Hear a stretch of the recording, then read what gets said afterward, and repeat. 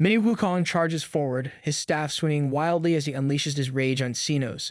The massive, one-eyed alien barely reacts, a smirk playing across his face as he effortlessly evades the attacks. It's the kind of smirk that's so smug it deserves its own villain backstory. Someone get this guy a mirror. In the same moment, the beasts of Misty Mountain launch an assault on Xenos' exposed back. Their claws and fangs aim for weak points, but Xenos counters with terrifying strength. Grabbing two beasts in his massive hands, he crushes them without hesitation.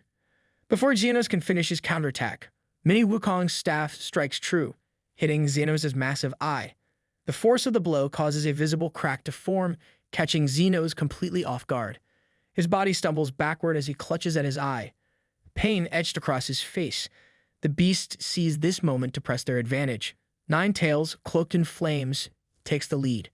Transforming into her physique of flames, she launches a fiery blast that slams into Xenos, triggering a massive explosion. Nine Tails isn't just fighting, she's auditioning for the next big anime opening theme. Someone cue the music. When the dust settles, Xenos remains standing, his body seemingly unharmed save for the crack in his eye. The realization dawns on him, the damage caused by Mini Wukong's staff cannot be regenerated. This fact visibly shakes him, a flicker of fear crossing his face. Misinterpreting Xenos' hesitation, Nine Tails growls, "Don't even think about running from here alive." Her fiery form radiates anger as she stares down the alien. Xenos, regaining his composure, scoffs. "Run. From you?" He sneers, masking his unease. "No one here can stop me if I wish to leave, but one I'm looking for isn't here. So I'll return, next time, with an army. This isn't even my final form." Xenos turns and begins to retreat, his movements swift and deliberate. The Misty Mountain warriors watch in frustration as he opens a glowing portal. Xiao Lan and White Tiger let out roars of anger, but neither can react in time to stop him. Nine Tails growls in frustration, powerless to prevent his escape. As Xenos steps into the portal, he pauses to deliver a final taunt, his smirk returning. Before the words can leave his mouth, a dark tentacle shoots out of nowhere. It wraps around Xenos' body with crushing force, cutting off his retreat and silencing him instantly. The Bloodbug leader's body contorts grotesquely before going limp, his attempt at escape thwarted. Plot armor? Nah. Plot tentacle. On the ground, Sparky and the other beasts of Misty Mountain are stunned by the sudden surge of spirit energy. It's an overwhelming presence, and they instinctively recognize its source. Their eyes shift upward, filled with awe and trepidation. Yu Ziyu, the god tree, steps through his own portal, his towering form radiating an aura of unparalleled strength. The battlefield shifts under the weight of his power. The beasts bow in their heads instinctively as their master's gaze sweeps over the carnage. Xenos stood battered but defiant, his single eye locking onto the god tree with dawning fear. Xenos' single eye fixed on Ziyu, realization dawning. This was no ordinary opponent. This was the god tree himself. Cue the "oh no, I messed up" villain moment. Before Xenos could react, Ziyu struck. With the fury of a vengeful god, his tendrils lashed out, slamming Xenos into the ground. Xenos roared in pain, clutching at the gaping wound in his chest as Ziyu's roots hovered menacingly above him. "This power can only be you." Xenos spat, his voice laced with both fear and fury. Ziyu didn't respond with words. Instead, one of his roots shot forward, piercing Xenos' massive eye with brutal precision. The force of the attack sent a shockwave rippling through the battlefield, leaving no doubt as to Ziyu's dominance. If intimidation was a sport, Ziyu just won gold. Xenos writhed in agony, his once imposing form reduced to desperation. Yet even in his weakened state, the Bloodbug leader refused to surrender. "You think killing me will stop what's coming?" he sneered, blood dripping from his shattered eye. "The great emperor is already on his way. Nothing you do will change that." Ziyu tilted his head slightly, his expression unreadable. Then, with a flick of his laser beam, he silenced Xenos for good. The Bloodbug leader's body crumpled, lifeless, to the ground. The battlefield grew eerily quiet as the weight of Ziyu's power settled over the survivors. Somewhere, a game-over screen is playing for Xenos. Turning his attention to the wounded, Ziyu began to mend what could be saved. Meanwhile, Mini Wukong knelt at the ape's side, tears streaming down his face. The weight of the king's seal in his hands felt unbearable. Ziyu observed the young monkey in silence, recognizing the storm of guilt and grief within him. But there was no time for comfort, not yet. Nine Tails approached, her fiery form dimmed by exhaustion. "We've lost too many," she reported grimly.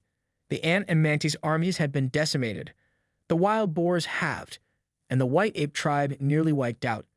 Ziyu's expression hardened. "Collect the intact corpses," he ordered. "Those I can, I will revive." But even his divine powers had limits. Those erased completely by Xenos' attacks were beyond saving. Unbeknownst to the survivors, Misty watched from the shadows, her presence a silent judgment of their readiness for what lay ahead. But she wasn't as unnoticed as she thought.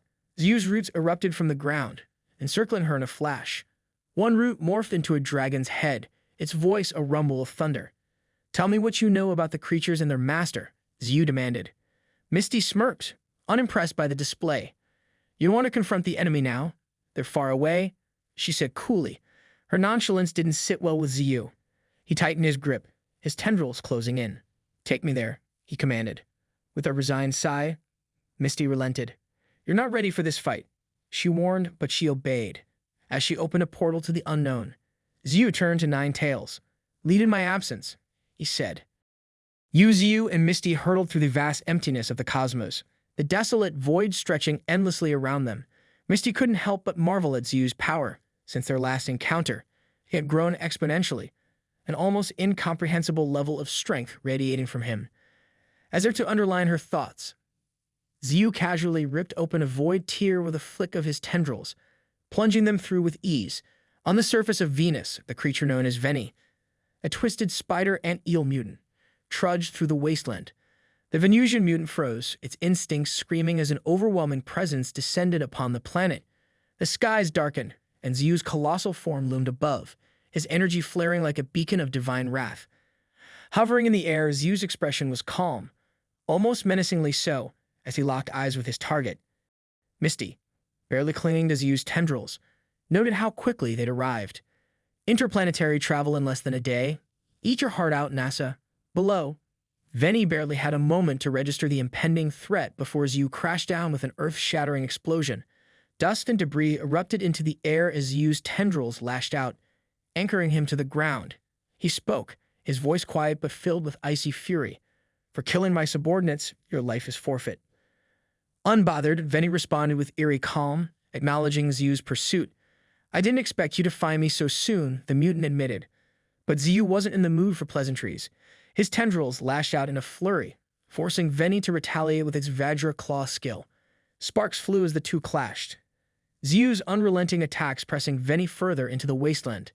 The battle escalated. Crimson energy enveloped Veni, identifying him as a transcendent fifth-order mutant. The system stats projected his adaptability and offensive prowess, a deadly combination in the wasteland. Stats aside, Veni looks like the kind of boss that takes multiple raid parties to down. Ziyu, unimpressed, unleashed his tempered flame feather skill. A searing wave of fire roared toward Veni, forcing the mutant to dodge. Even as Veni escaped the flames, Ziyu's relentless roots chased after him, delivering blow after devastating blow.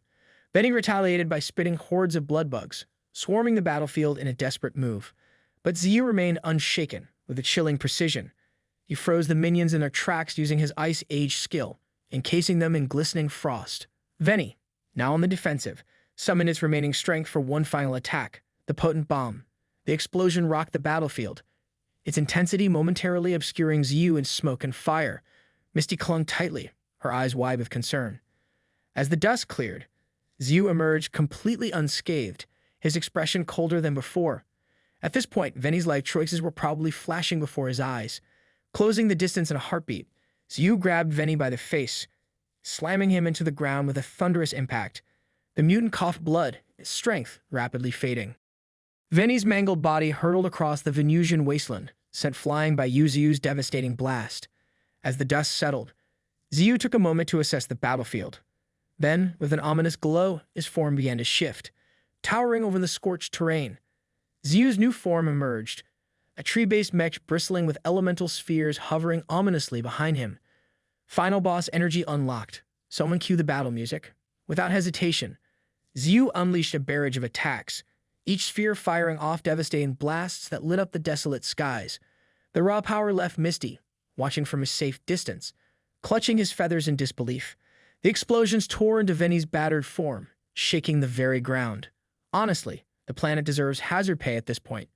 Amid the chaos, Ziyu didn't let up. He closed in on Veni, grabbing the Venusian mutant's broken body and ripping off two of its limbs with terrifying ease. Veni's shrieks echoed across the wasteland, a haunting melody of agony and defiance. The mutilated beast demanded to know why Ziyu was tormenting him. Ziyu's gaze burned with disdain as he coldly replied, "The pain you inflicted on White Ape is the pain you will now endure." His tendrils lashed out in a storm, shredding Veni's body into an unrecognizable mess. If Veni had a Yelp profile, it'd be 0 stars. Customer service was non-existent. Lifting what little remained of the mutant with a single tendril, Ziyu interrogated him. "Is the giant red eye I saw connected to you? Why did you start this war with Earth?" Even in his broken state, Veni began to laugh, his voice a mix of pain and mockery. He taunted Ziyu, claiming the red eye belonged to the great emperor and warning that Ziyu's actions had sealed his fate. Frustrated but composed, Ziyu slammed Veni into the ground with enough force to make the planet tremble. Veni, now barely conscious, revealed one final detail. Ziyu's slaying of Gugut, the great emperor's pawn on Earth, had enraged the emperor. Even now, the great emperor was speeding across the universe, intent on vengeance. Emboldened by this revelation, Veni cackled hysterically, proclaiming that Ziyu's doom was inevitable. But Ziyu had heard enough. With a deafening roar, he unleashed a final blast that vaporized Veni entirely. The attack carved a massive chasm into the planet's surface, leaving no trace of the Venusian mutant. As silence fell over the battlefield, Ziyu turned his attention to Misty. Floating nearby, she observed the carnage with a mix of awe and unease.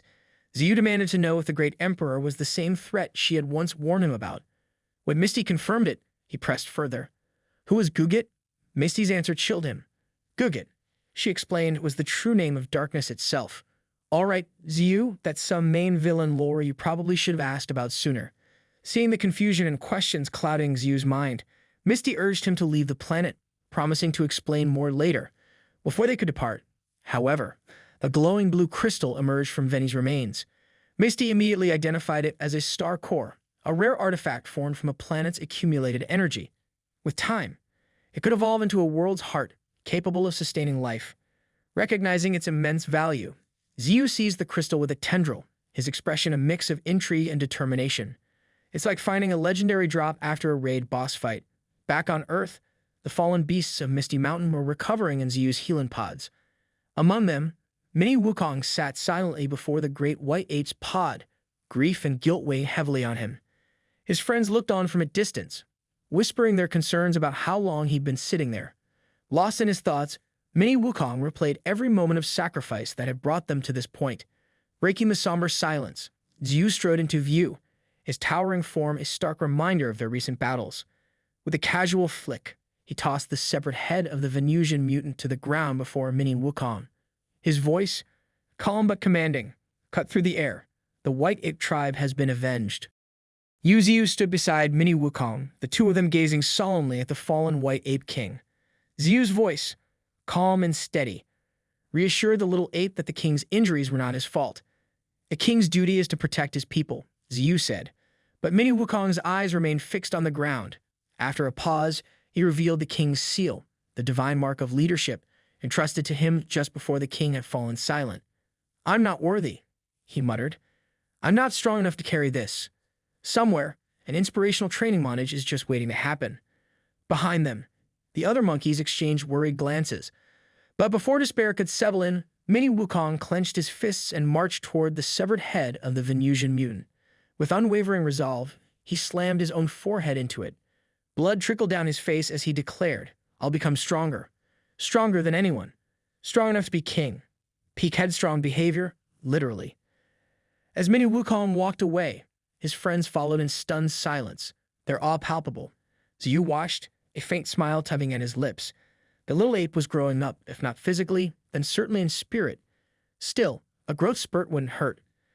Turning his focus elsewhere, Ziyu approached Misty, his demeanor turning cold. The air seemed to thicken as he demanded answers. Misty, always the enigma, feigned ignorance. But Ziyu wasn't having it. His tendrils lashed out, surrounding her in a suffocating grip. "Tell me the truth," he said, his voice like a blade. "How do you know the names of enemies no one else does?" Caught in his grasp, Misty finally relented. She explained that they could foresee the future. The other knowledge was limited. Intrigued but suspicious, Ziyu pressed her further. "Who are they? And who are you?" he demanded. Slowly, Misty revealed the truth. She was a departed spirit inhabiting her current form. Her confession came with grim warnings. The great Emperor's forces would overrun Earth, leaving Misty Mountain as the final bastion. And even that would fall. Their only hope lay in gathering allies from beyond Earth. Ziyu's expression darkened as he absorbed her words. The situation was more dire than he had imagined. When Misty finished, Ziyu's frustration boiled over. "Why should I trust you?" he asked. Misty's reply was simple. "Believe me or don't. It won't change the fact that the great Emperor's army is coming." Her words gave Ziyu pause. He asked one last question. "What kind of future have you seen?" Misty's expression grew grim. She described a planet split apart, its destruction absolute. The warning lingered as she opened a dimensional tear, disappearing with a promise to return. Left alone, Ziyu stood in silence, his mind racing. There was no time to waste. Opening a void tear of his own, he'd rushed to the moon base. Laurel greeted him, but Ziyu barely acknowledged her, speeding past with urgency. In the research labs, Yule, the mummified master of magnetism, was in the middle of an experiment. Surrounded by scientists, he stood inside a massive machine designed to harness his power. As Yule channeled his magnetic energy, the machine hummed with growing intensity. The energy built to a crescendo, shooting out of an outlet and forming a massive wormhole outside the lab. Yule's body glowed with power as he pushed himself to the limit, surrounding himself in a magnetic sphere. Finally, when he could give no more, he stepped back, watching as the siphoned energy stabilized the wormhole. The shimmering portal stood as a gateway capable of transporting anything or anyone. The wormhole roared to life, a testament to the relentless efforts of the R&D department. Inside the moon base, scientists erupted into cheers, their hard work finally bearing fruit. At the base of the shimmering portal, Yule observed its unstable form with a calm but critical eye, a cosmic breakthrough held together with metaphorical duct tape. Unbeknownst to him, Ziyu appeared silently behind him, his voice breaking the air with an approving comment on the experiment's partial success. Startled but composed, Yule immediately turned and dropped to one knee, saluting the divine tree with a hand to his chest. Ziyu wasted no time asking how long it would take to stabilize the wormhole fully. Yule's response, 2 years at the earliest, prompted a sharp reaction. The great Emperor's arrival was imminent, and they had only 1 year.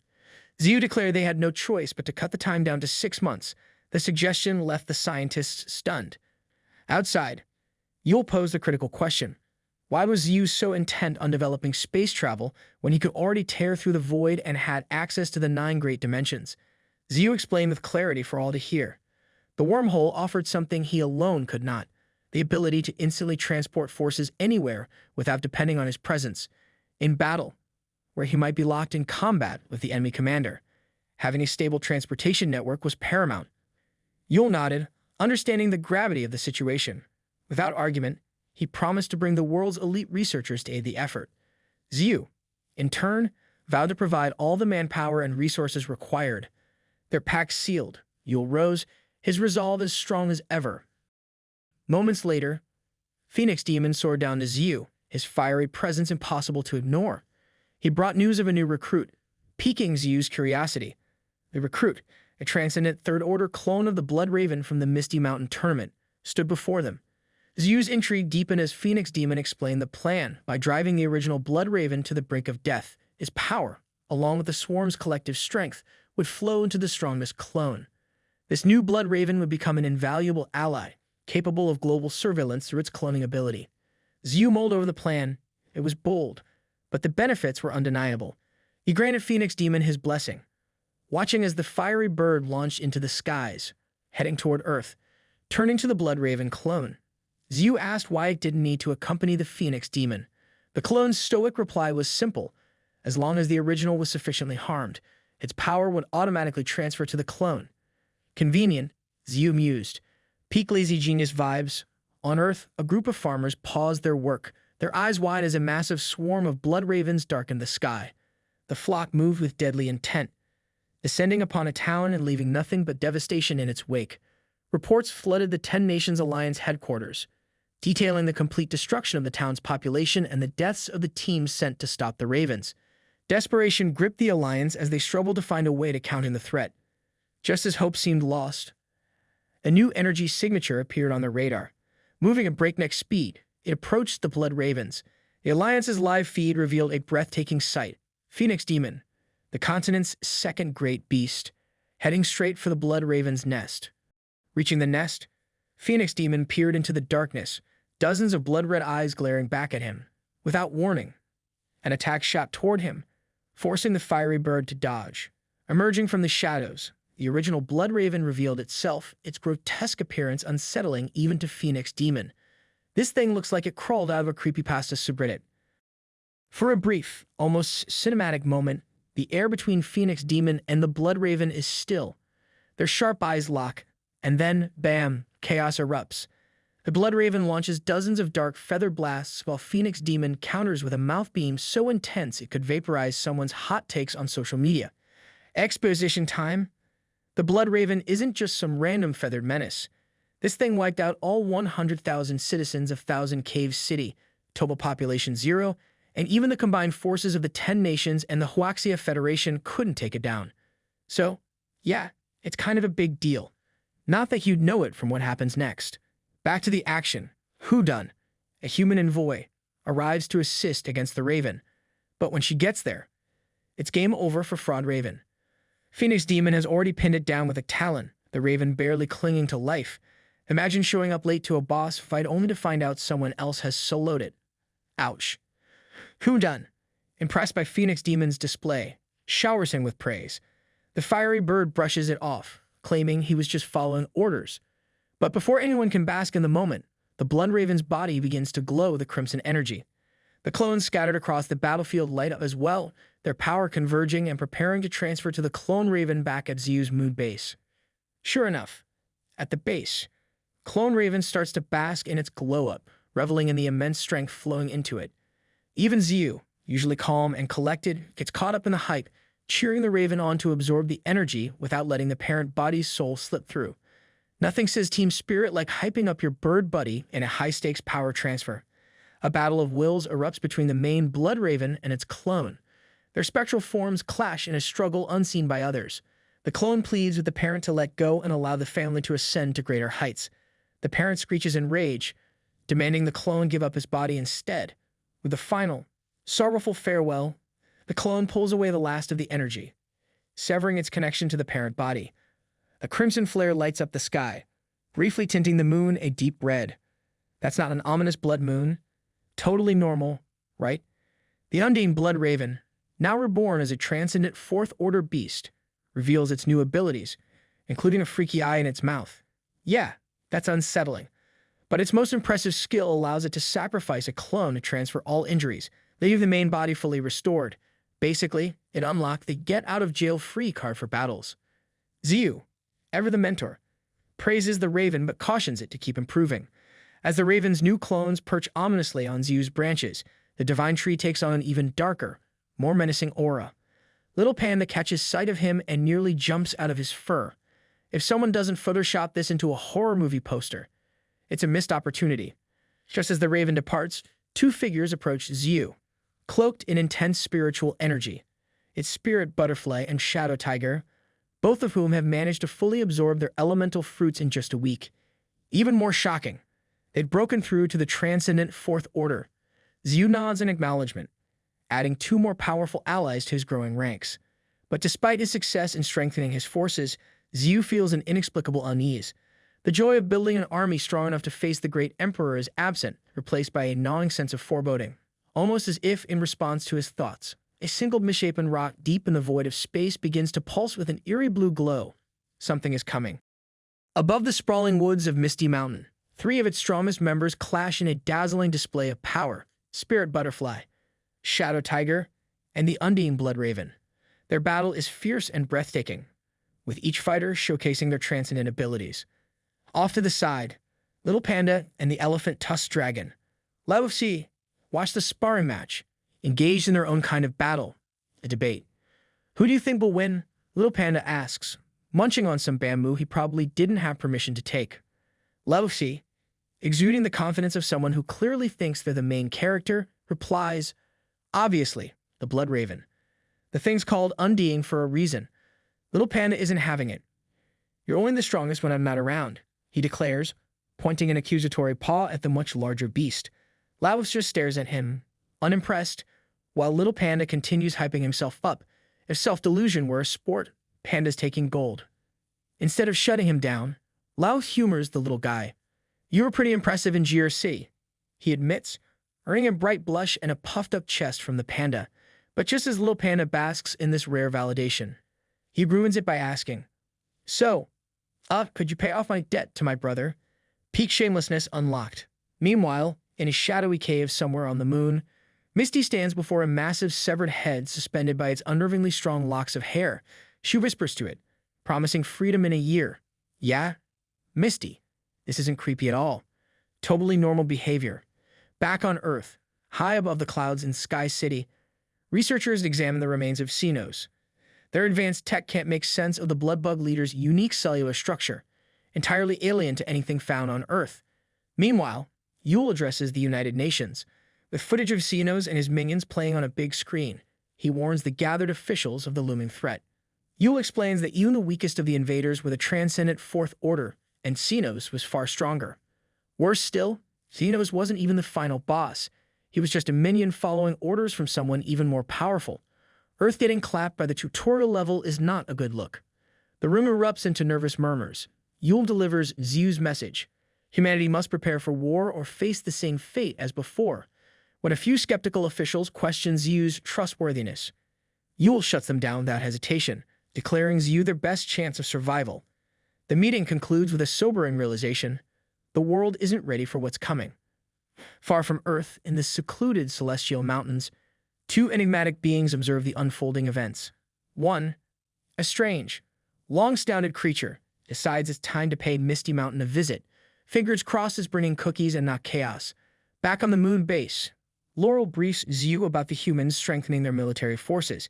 Ziyu nods approvingly, pleased that Yule's warning has sunk in.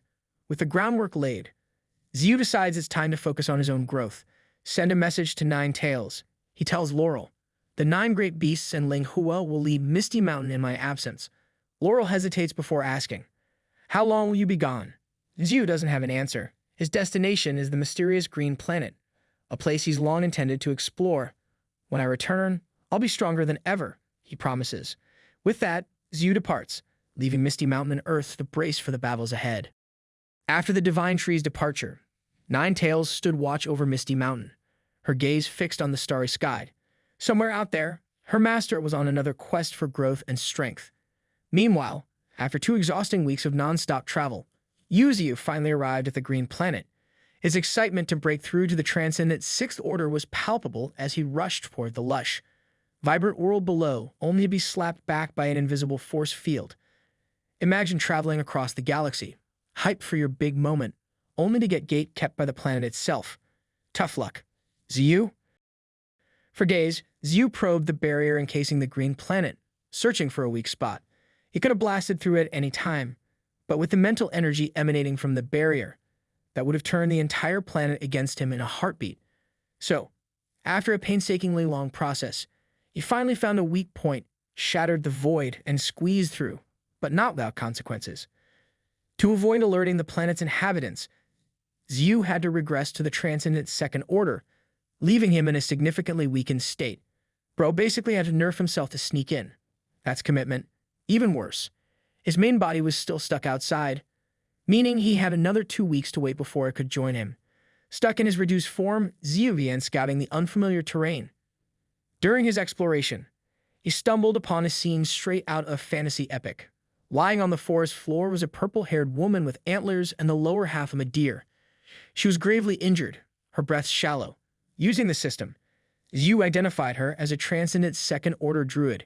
Intrigued by her resemblance to beings of Western legends, Ziyu approached cautiously, debating whether to heal her. As he prepared to help, Ziyu hesitated. If she woke up and turned hostile, he'd be in trouble in his current state. Thinking quickly, he healed her wounds but made sure to secure her with tendrils, a decision that would soon backfire spectacularly. The classic better safe than sorry. Except it's Ziyu, so of course it gets awkward. When the druid woke up, she immediately noticed her restraints. Her gaze darted to Ziyu's humanoid form, and her expression turned from confusion to anger. What the hell are you? And why am I tied up? She demanded. Ziyu tried to explain, insisting he healed her and wasn't an enemy, but her eyes narrowed the moment she saw his branches. "You're with the ancient tree of life, aren't you? Here to silence me," she accused before charging him headfirst. "Lady, you just got healed. Maybe save the violence for later?" Ziyu restrained her again, this time with less patience. Her response, tears. Lots of them. The druid broke down sobbing, wailing loudly enough to make Ziyu wish he could disappear. Mortified by this scene, he hurriedly explained that he was from another planet and only came here to find allies. Imagine being a cosmic powerhouse and still getting guilt-tripped into oversharing. Unfortunately, I can relate to this. Once the tears subsided and the druid seemed to calm down, Ziyu cautiously asked if she could share information about the planet. She agreed, but only after he released her. Reluctantly, he complied. Sometime after their initial meeting, Ziyu has gathered a wealth of information about the green planet from the druid woman.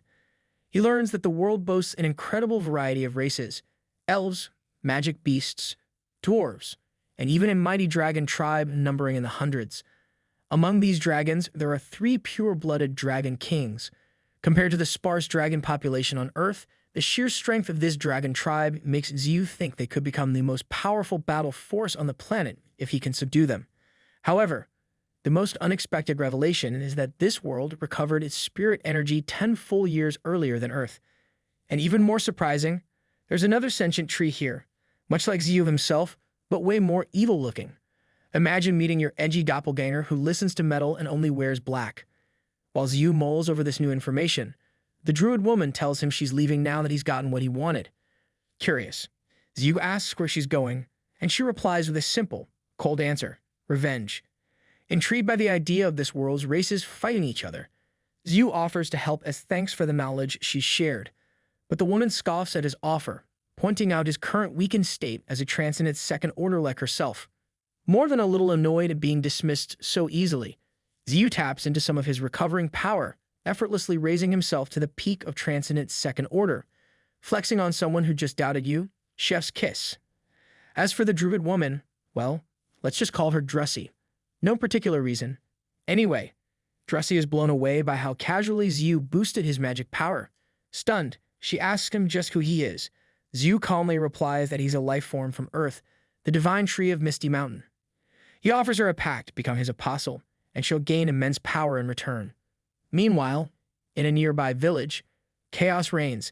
The attackers, horned beasts with the lower bodies of deer and wolves, are tearing through the settlement. Suddenly, a massive purple energy blast rips through their ranks, leaving one impaled wolf in its wake. The destruction escalates as a colossal arm crashes down from above, piloted by none other than Ziyu, with tendrils thrashing and limbs smashing. He methodically crushes the invaders, all while noting their strange spirit energy. Ziyu's basically a one-tree demolition crew. Midway through his rampage, Ziyu is interrupted by arrows fired by 2 night elves. Confused by their aggression, he's about to question them when Dressy charges in, decapitating one of them with a blade forged from her spirit power. A surviving elf screams her name, Panis. Sorry. No. We're sticking with Dressy.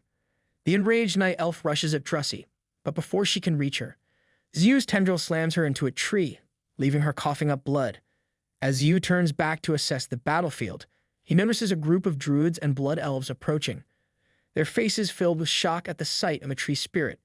Without hesitation, Ziyu sends out his tendrils, wiping them out effortlessly. Meanwhile, Dressy carves a path of destruction through the enemy ranks, slicing through her foes with brutal efficiency. However, as 3 enemies charge at Dressy, Ziyu realizes something horrifying. They're children. Panic surges through him as he yells for Dressy to stop, but she doesn't seem to hear him. Time slows as Ziyu watches her blade descend, helpless to intervene before it's too late. As Dressy's blade cuts through the children's necks with unsettling ease, their severed heads bounce away at speeds that defy physics. For a moment, Ziyu's heart stops, but before panic can set in, Dressy casually reveals that they weren't children at all, just druids using transfiguration to disguise themselves. Well, that's one way to avoid a moral crisis. Relieved yet slightly rattled, Ziyu accepts her explanation. It now makes sense why Dressy's village was decimated and why she barely escaped with her life. As he observes her carefully, Dressy uncovers a hiding spot, revealing 2 young druids.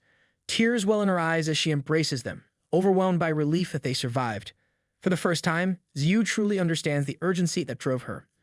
A short while later, Ziyu and Dressy discuss the dire situation. The Elf King has seized most of the Druid tribe's territory, forcing surrendered Druids to fight against their own. Dressy's village, despite its neutrality, was overrun in the chaos. Injured and desperate, she fled. And that's when she crossed paths with Ziyu. But now, she insists they go their separate ways, not wanting to involve him further. Hold up, this is the first S-tier ally we've had in ages. No way we're letting her walk out of the plot. Rather than argue, Ziyu asks what she plans to do next, especially with the younger druids in such fragile states. When Dressy hesitates, he opens a large void tier. Much to her shock, he calmly tells her that she's already his apostle and invites her to step through, promising safety and recovery for her and her kin in his tree world. Seeing her lingering doubt, Ziyu urges her to hurry before his energy draws unwanted attention from the planet's heavy hitters. Dressy, finally realizing Ziyu is far more powerful than he's let on, agrees. But when she notices the unconscious night elf Ziyu brought along, her expression darkens. Before Ziyu can explain that the elf was spared for questioning, Dressy decapitates her without hesitation. Enraged, Ziyu demands an explanation. Dressy, unfazed, explains that night elves must never be allowed to faint or fall asleep. If they do, the god of dreams can use their senses to spy on others. Without elaborating further, she urges Ziyu to escape immediately. Elsewhere, deep within the green planet's natural structures, a lone eye slowly cracks open, radiating an ominous presence. Back with Ziyu, he and Dressy soar across the sky, her druid transfiguration skill allowing her to take the form of a bird. As they race through the air, she explains the planet's complex history. 3 gods, the god of dreams, the god of nature, and the god of war, once maintained balance, but everything changed when hundreds of red creatures descended from the sky and seized control. Ziyu, now deeply intrigued, carves a replica of Xenos and asks if the invaders look like that. When Dressy confirms, he explains that he's fought these creatures before. Internally, however, he's panicking. The bloodbugs weren't supposed to be here. 2. Unaware of Ziyu's turmoil, Dressy continues, the bloodbugs infiltrated the great tribes, unifying major factions like the elf tribe under their control and initiating continuous wars. As she speaks, Ziyu's mind races. While his tree world advent skill hides his presence for now, any mistake could bring the bloodbugs swarming. Worse, the barrier surrounding the planet might be their creation designed to prevent stronger beings from entering. Despite the grim circumstances, Ziyu can't help but feel a twinge of excitement, because apparently existential threats are his idea of fun. Meanwhile, atop a misty mountain, a sentient tree looms over its gathered followers, a mix of beasts and humanoid beings. It's almost like someone copy-pasted Ziyu's whole aesthetic. As the ancient tree of life speaks, his underlings bow in reverence. Above them all, glowing red eyes mark the presence of Yu Ziyu's greatest threat. Following the great emperor's orders, the ancient tree of life gathers its underlings and announces their plan. They're leaving this planet to invade Earth, with the elf tribe leading the charge. Their forces will set out in a month as soon as preparations are complete. Great, as if Earth didn't already have enough problems. Meanwhile, deep within the forests of this world, Yu Ziyu rests in the middle of a serene lake, his form still reverted to remain inconspicuous. It's here that he suddenly receives a system notification, a new ability, Array of Stars. Though surprised by this development, Ziyu wastes no time answering the system's prompt to spend 40 million evolution points to activate the skill. So much for the cautious guy from half a chapter ago. As soon as he does, a blue aura expands around him, slowly growing until it envelops a massive section of the surrounding forest. In the distance, a giant beast notices the strange dome and roars in defiance. Big mistake. The array activates instantly, firing dozens of lasers that shred the creature to bits. The beams don't stop there, tearing through a whole mountain range as if to make a point. Witnessing this, Ziyu is amazed. Not only does the array contain immense spiritual energy, but it's also increasing his own spirit power with every second he stays within it. If I could place this array around Earth, Ziyu muses, we have a counterattack that would catch the bloodbugs completely off guard. Unfortunately, his current spirit power isn't enough to fuel something that massive. For now, he decides to place it within the 9 great dimensions, allowing their endless spirit energy to expand the array's influence and strengthen them over time. Sometime later, Dressy is out hunting magic beasts in the nearby forest, dutifully collecting crystals per Ziyu's vague orders. Growing restless from her master's lack of movement over the past months, She grumbles internally about his apparent inactivity. Just as she finishes the thought, a sudden eruption of golden light catches her attention, and she rushes toward its source. There she finds Ziyu in a new form, or at least new to her. He's back to the transcendent third order, radiating strength and authority. Drusy, unable to contain her excitement, greets him warmly and even notices the palpable increase in his power. When she asks, Ziyu explains that he's now at the early stage of transcendent third order. Their conversation takes a sudden shift as Drusy proudly shows off her haul of magic crystals from the past month. Even Ziyu is impressed by the sheer quantity. Picking one up, he notices a peculiar marking on its surface and decides to pour some spirit power into it. Instantly, he's rewarded with a face full of fire. Note to self, not every glowing thing is friendly. After cooling off, Ziyu tests the crystals further, channeling power into a wind crystal and a thunder crystal. Each one unleashes immense waves of elemental energy, leaving even Ziyu astonished by their utility. Meanwhile, Drusy looks on, completely dumbfounded. The most she's ever used magic crystals for starting a fire or fanning herself. Yeah, that might just be a skill issue. As Ziyu marvels at the possibilities, he picks up another crystal with an array-like marking. A curious idea forms in his mind. What would happen if he followed the markings and created an array based on them? With the potential of these crystals far from fully explored, Ziyu's intrigue only grows as he considers the vast opportunities they hold. By carefully following the markings on the flame crystal, Ziyu successfully creates a massive array of flames, surrounding himself with waves of protective fire. Overjoyed with his discovery, he realizes the potential for even more powerful arrays with greater variety, as long as he deepens his understanding. Unintentionally, however, the blazing beacon he's created acts like a giant neon sign for anyone looking to destroy him. Caution, never heard of her. Meanwhile, back on Ziyu's moon base, the R&D department works tirelessly on the project left by their leader. Yule, fully strapped into their machine, acts as a stabilizer for the intense energy waves flowing through it. With his unyielding willpower, the latest experiment succeeds, resulting in a fully stable wormhole. Unfortunately, their celebration is short-lived as alarms suddenly blare throughout the base. On Earth, unsuspecting citizens are left baffled and terrified as crimson portals begin appearing in the skies. Back on the green planet, Ziyu warns Drusy of approaching enemies. Using a tendril to gather intel stealthily, he spots a group of elves heading his way. Whether they found him or are merely investigating the array is unclear. However, Ziyu is immediately struck by the spirit power of a lead elf, eerily similar to the Venusian mutant. Deciding to interrogate this elf, Ziyu activates his darkness domain, trapping the group and nullifying their senses. This effectively prevents even the god of dreams from spying on him through their unconscious forms. Within the safety of the domain, Ziyu hits the lead elf with a blood pact, forcing him to answer. The elf reveals they were only investigating the anomaly. When pressed on why his spirit power reeks of the Venusian mutant, he explains it's the power granted by their master to carry out his plan. Ziyu's eyes narrow, his voice cutting through the dark. What plan? Meanwhile, back on Earth, news reports flood in as the first beings step through the crimson portals. It's the elf tribe from the green planet, their ranks brimming with warriors no weaker than transcendent fourth order. As a reporter broadcasts their arrival, she pieces together that these glowing openings are portals to another world. Her revelation is cut short when the elves' neutral expressions shift into cruel smirks, promising devastation. Back on the green planet, the elf within Ziyu's grasp drops a bombshell. The army meant to invade Earth was sent months ago. By all calculations, they should already be there. Furious, Ziyu demands to know their numbers. The elf confesses that over 100 of his kin were sent, including 10 transcendent fourth orders, who serve as the most honorable priests of their tribe. Cut to Earth, where honor seems to be in short supply. The invading elves unleash chaos, their leader gleefully brandishing the severed heads of innocent civilians. Yeah, real honorable bunch we got here. Truly the pinnacle of moral integrity. The elves' invasion has begun, and with no one prepared for their sudden assault, they unleash unspeakable cruelty on the unsuspecting humans, from ripping heads off with brute strength to bringing entire buildings crashing down.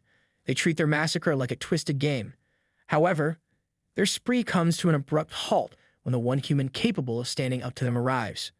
Floating above the devastated city like a wrathful avenger, Yule surveys the carnage. The brutalized corpses, severed heads, and tortured bodies stir an unimaginable fury within him. Yet, he remains composed. Unfortunately for the elves, they mistake this calm for weakness. One steps forward with a smug grin and fires an arrow at Yule. That grin vanishes instantly when the arrow is obliterated mid-flight by a massive metal beam, hurled with enough force to impale the elf who shot it. The shock quickly sobers the rest of the elves, but it's far too late for them now.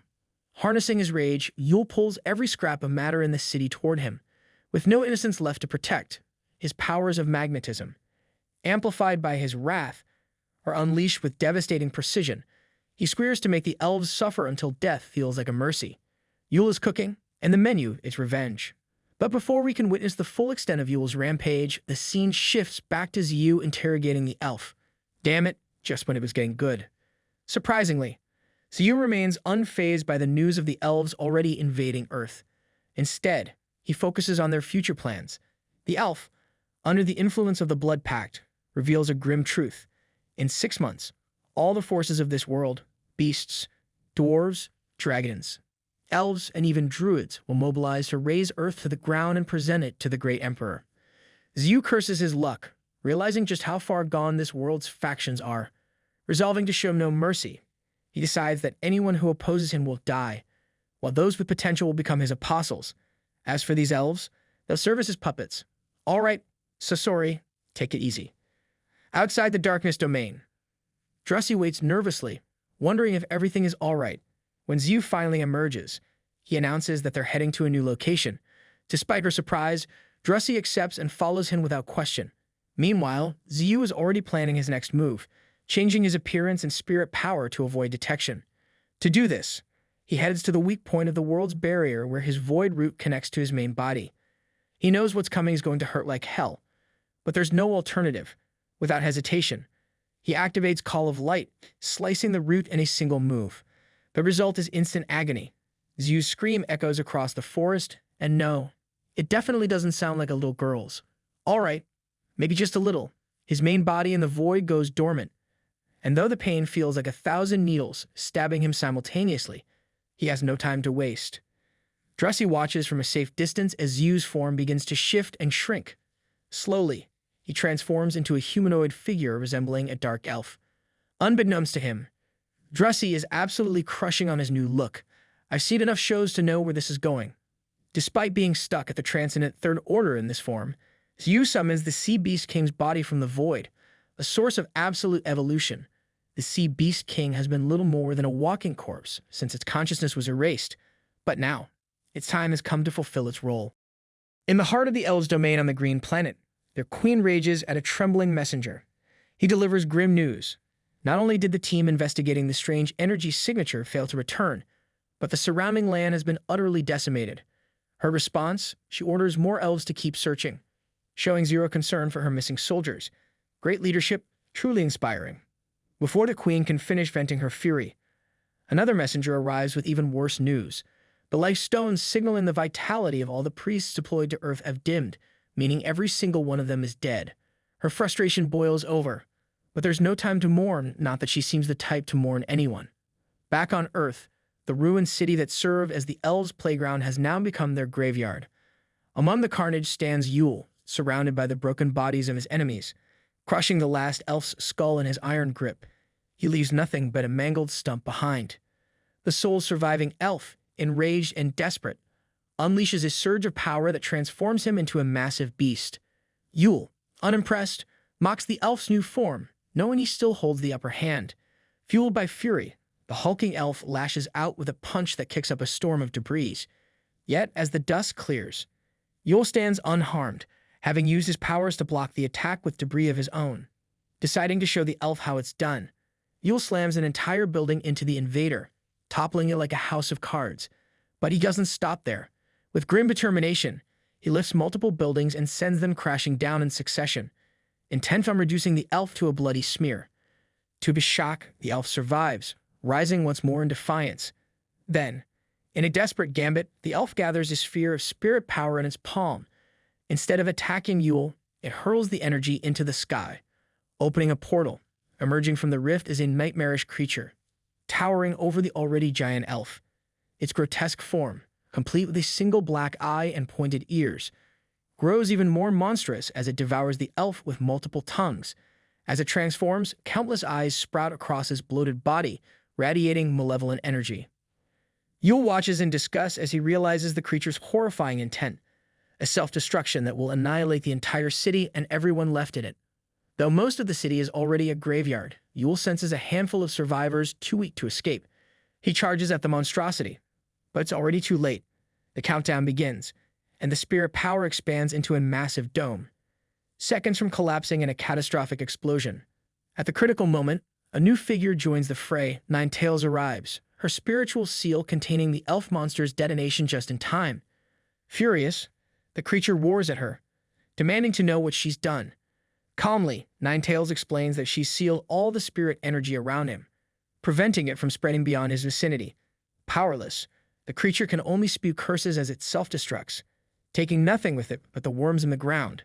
With the last invader eliminated, Yule turns to thank Ninetales, only to see Ling Hua standing beside her.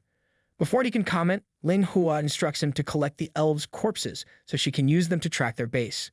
Meanwhile, back on the green planet, Drusy flies in her bird form alongside Yu Ziyu.